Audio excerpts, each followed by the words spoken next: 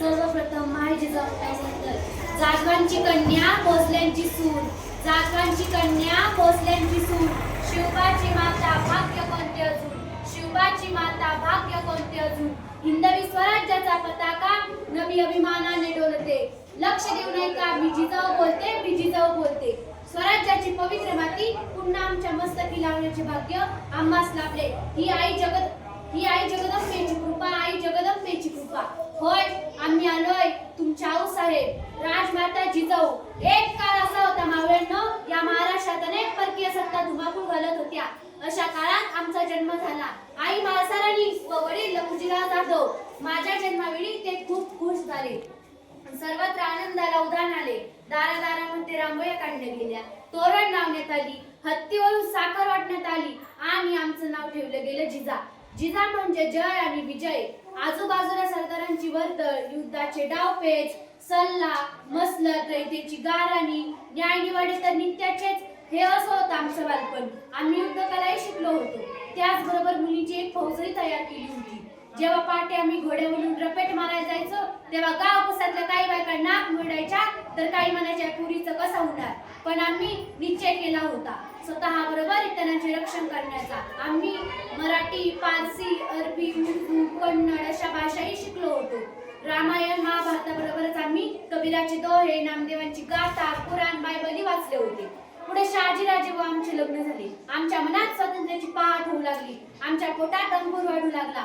आम्हाला विलक्षण डोहाळे लागले होते. आम्हाला हत्तीवर बसावे वाटत होते. धनुष्यबाण, भाला, तलवार घेऊन लढाया कराव्या वाटत होत्या. आम्हाला एकूण 6 अपत्ये झाली. पहिले संभाजीराजे, नंतर 4 झाली व शेवटचे शिवाजीराजे. आम्ही स्वराज्य निर्मितीचे स्वप्न पाहिले होते. शिवबावर आम्ही लहानपणापासून चांगले संस्कार केले. त्यांना युद्धकलेत पारंगत केले. सर्वांना समान न्याय देण्याचे धडे दिले. माता भगिनींचा आदर सत्कार करायला शिकवले. माणसाला माणसासारखी वागण्याची शिकवण दिली. स्वराज्य निर्मितीच्या आमच्या संकल्पनासाठी आम्ही शिवबाला पूर्ण तयार करीत होतो, घडवित होतो. आम्ही त्यांच्या मनात आत्मविश्वास, चातुर्य, संघटन, शौर्य, एकतेचे बीज पेरले होते. हवा वेगाने नव्हते, हवेपेक्षाही त्याचा वेग होता. हवा वेगाने नव्हते, हवेपेक्षाही त्याचा वेग होता. अन्यायाविरुद्ध लढण्याचा इरादा त्याचा नेक होता. अन्यायाविरुद्ध लढण्याचा इरादा त्याचा नेक होता. असा माझा शिवबा लाखात नाही तर जगात एक होता. असा माझा शिवबा लाखात नाही तर जगात एक होता. रयतेचे राज्य स्वराज्य निर्माण करण्यास शिवबा यशस्वी झाला होता. आमची स्वराज्याची संकल्पना साकार झाली होती. आम्ही धन्य झालो होतो. आम्हाला जन्माचे सार्थक झाल्याचे समाधान मिळाले होते. आता आमचा कार्यकाळ संपत आला होता. शिवबाला स्वराज्याचा लाडका राजा झालेला पाहून आम्ही समाधानाने अखेर डोळे मिटून घेतले. जाता जाता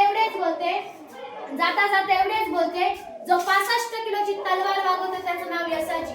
जो 2000 सैनिकांशी एकटाच झुंजतो त्याचं नाव बाजी. जो हात तुटला तरी शत्रूशी एकटाच लढत राहतो त्याचं नाव तानाजी.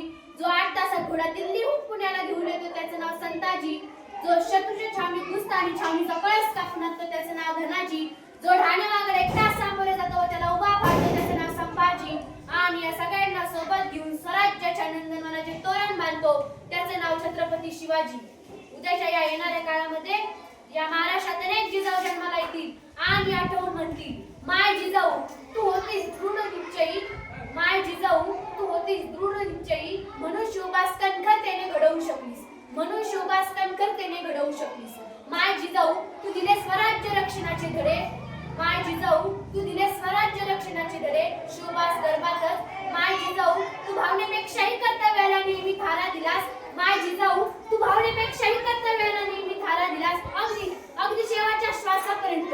उद्याचा काळ हा माझ्या राज्यातील प्रत्येक मुलीसाठी कठीण काळ असेल. सध्याच्या काळात मुलीवर अन्याय, अत्याचार यासारख्या घटना घडत आहेत. मागील काही वर्षापूर्वी काही लोकांना मुली नकोशा वाटत होत्या, पण या येणाऱ्या काळामध्ये माझ्या महाराष्ट्रातील मुलींमध्ये आत्मविश्वास, धाडस निर्माण करायचे असेल तर इतिहासातील कर्तृत्ववान महिलाचे आदर्श आठवतील. या आदर्शाची शिकवण घेऊन माझ्या महाराष्ट्रातील मुली उद्याच्या राजकारणातील नेतृत्व ठरून महाराष्ट्राची दिशा ठरवतील. उद्याच्या काळात माझा महाराष्ट्र हा दिल्लीवर राज्य करेल हा माझा विश्वास आहे. पुढे येणारे प्रत्येक वर्ष, प्रत्येक दशक, प्रत्येक शतक हे माझ्या महाराष्ट्रातील महिलांचेच असेल. उद्याचा महाराष्ट्र, उद्याचा भारत हा नक्कीच कर्तृत्ववान महिलांच्या सहभागामुळे एक श्रेष्ठ महाराष्ट्र, श्रेष्ठ भारत असेल असे मनापासून वाटते. अंगणातील तुळस, गोठ्यातील गाय घरातील माय, अंगणातील तुळस